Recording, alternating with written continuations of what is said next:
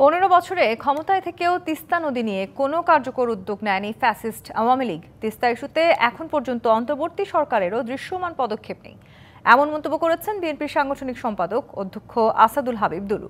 দুপুরে রংপুরে তিস্তা নদী রক্ষা আন্দোলনের ব্যানারে আয়োজিত সংবাদ সম্মেলনে এসব কথা বলেন তিনি। এ সময় তিনি আরও বলেন, বন্দরের উন্নয়নে সরকার 13,000 কোটি টাকা বরাদ্দ দিলেও তিস্তা মহাপরিকল্পনা নিয়ে কোনো বাজেট ঘোষণা নেই। প্রধান উপদেষ্টার চীন সফর থেকেও স্পষ্ট কোনো অগ্রগতি আসেনি বলেও মন্তব্য করেন তিনি।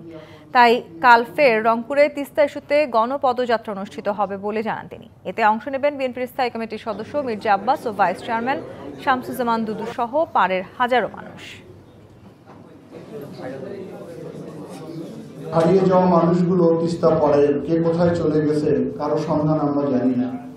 দিন দিন রংপুরের মানুষ ভূমিহীন ভিক্ষুকে পরিণত হচ্ছে।